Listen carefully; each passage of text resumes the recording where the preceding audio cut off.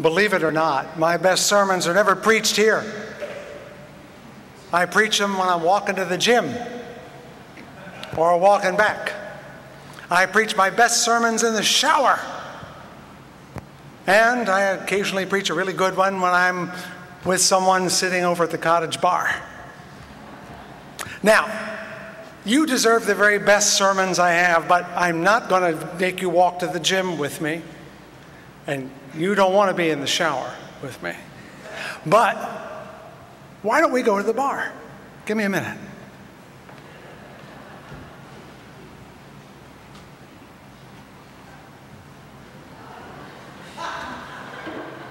I'll be right back.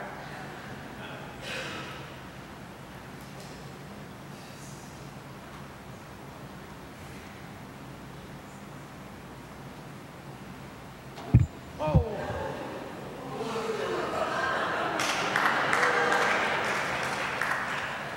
Allah, it's good.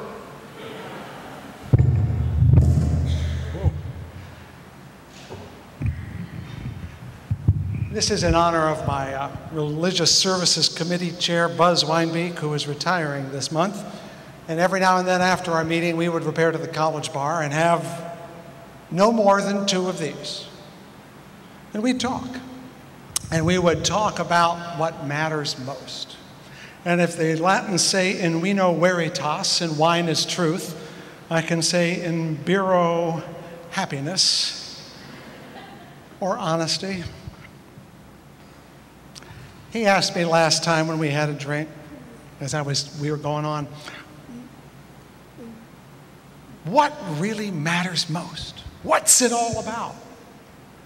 We talk about this free the mind, grow the soul, change the world thing. It's out there on the sidewalk. It's on the website. We say it a lot, but we're not really doing it. Someone once said in another church I served that if you were arrested on the charge of being a Unitarian, would there be enough evidence to convict you? Let me ask you this. If you were arrested for being a member of Fountain Street Church, would there be enough evidence to convict you? Are we living the life as well as saying the words? Are we walking the walk? Are we talking the talk? And that's the tough part, because this free the mind, grow the soul, change the world thing has to have a purpose. Why are we doing that? That's what it's all about. And the trouble is, as members of this church who don't affirm this particular way of doing business or that way or this tradition, we get stuck in a kind of, I'm not sure, relativism. In fact, we become very fond of a t-shirt I like to wear. Let me go get it for you.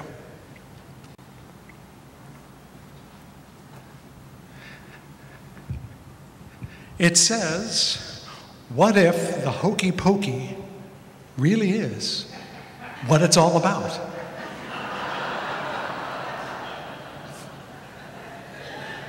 It's a great joke, but we actually think about that, don't we?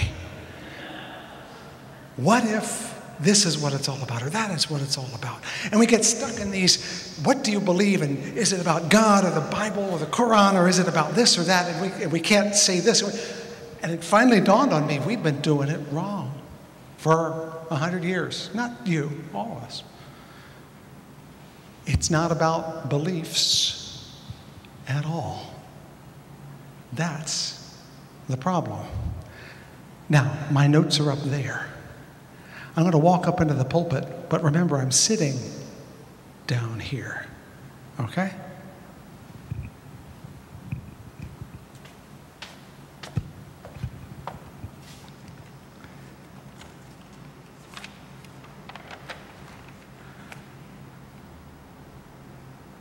It's about doing more than talking.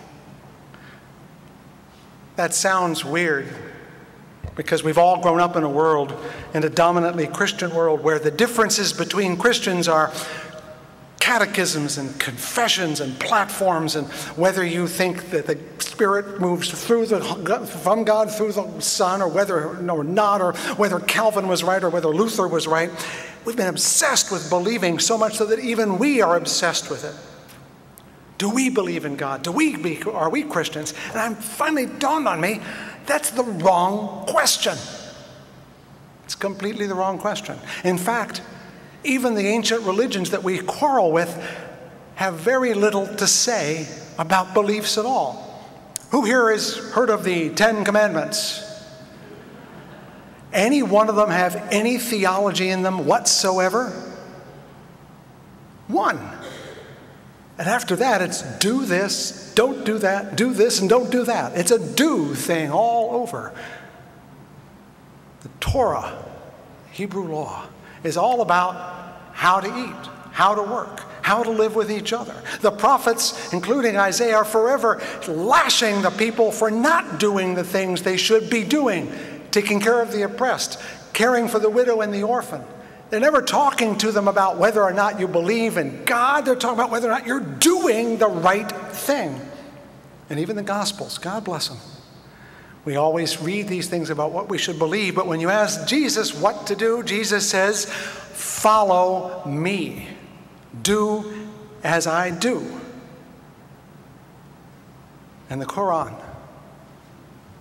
has only two beliefs: in the unity of Allah and the reality of the Prophet.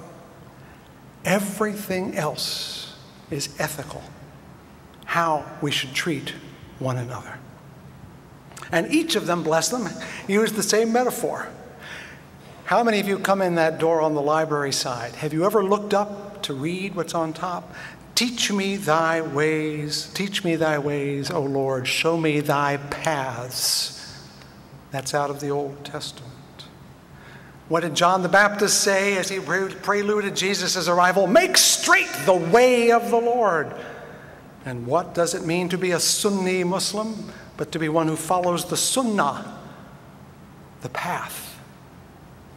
It is an active life. What it's all about at the beginning is living as though your life makes a difference. That it is not trivial, it is not a bystander. Everything you do counts. Theology and belief, they're helpers to doing that. What should I do? How should I do it? But the reality is that religion at its most ancient, and I submit at its most transcendent, is about living as well as we can in the world we have. The great mistake we in the Western world and the Christian world have made has been obsessing over the manual of instructions rather than in actually doing the work we were given to do. It has been mistaking means for ends, for right thoughts, for right actions. And liberal religion is a protest not against the wrong belief, but about the disconnect between that arcane belief and the inadequacy of moral action.